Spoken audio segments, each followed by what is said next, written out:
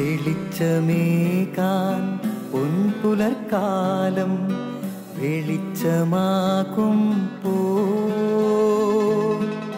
നുറുങ്ങുവെട്ടം പക്ഷിപരാഗം തെളിച്ചു കാട്ടുമ്പോ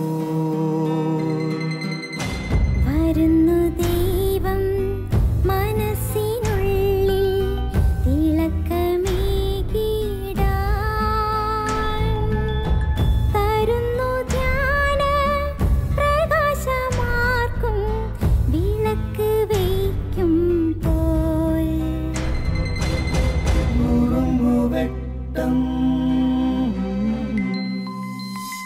ഇറങ്ങിടട്ടെ ഹൃദന്തമെല്ലാം യുഗപ്രകാശത്താൽ മറഞ്ഞിടട്ടെ മനാന്ധകാരം യുഗപ്രസാദത്താൽ നുറുങ്ങുവെട്ടം.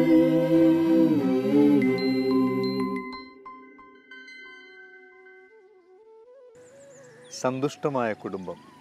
ഒരു റബ്ബിയും ഭാര്യയും 2 മക്കളും. രാവിലെ റബ്ബി പഠിപ്പിക്കാനായി പോയി. റബ്ബി പോയതിന് ശേഷം പെട്ടെന്ന് ഒരു ഇടിമിന്നലേറ്റ് ഇവരുടെ 2 ആൺകുട്ടികളും മരിച്ചു പോകുന്നു. ഈ അമ്മ അവരെ 2 പേരെയും എടുത്ത് അകത്തെ മുറിയിൽ കൊണ്ടുപോയി വെള്ളത്തുണിയിൽ പുതപ്പിച്ച് കിടത്തി. ഉച്ചയായപ്പോൾ റബ്ബി ഭക്ഷണം കഴിക്കാനായിട്ട് എത്തിയപ്പോൾ അദ്ദേഹം ചോദിച്ചു, മക്കളെന്തേ? ഓരോ ഒഴിവ് കഴിവുകൾ പറഞ്ഞ് ഈ അമ്മ പതുക്കെ അയാളിൽ നിന്ന് ഇത് മറച്ചു വെച്ചു. ഭക്ഷണം എടുത്തു.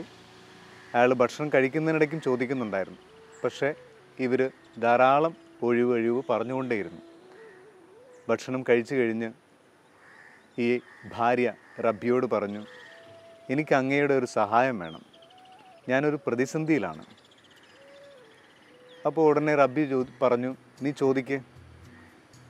ഒരാൾ എന്നെ വളരെ വിലപിടിപ്പുള്ള കുറച്ച് സാധനങ്ങൾ കുറേ വർഷങ്ങൾക്ക് മുൻപ് ഏൽപ്പിച്ചിരുന്നു. അദ്ദേഹം ഇപ്പോൾ അത് തിരിച്ചു ചോദിക്കുകയാണ്. ഞാൻ ഇത്രയും നാളും സൂക്ഷിച്ച ഈ സംഭവം, ഈ സാധനം ഞാൻ തിരിച്ചു കൊടുക്കണോ? റബ്ബി ഉടനെ പറഞ്ഞു, അതിലെന്താ സംശയിക്കാൻ? നിൻ്റെ കയ്യിൽ സൂക്ഷിക്കാൻ ഏൽപ്പിച്ചത് അത് വേറൊരാളുടെ അല്ലേ? അത് ചോദിക്കുമ്പോൾ നീ തിരിച്ചു കൊടുക്കേണ്ടതല്ലേ?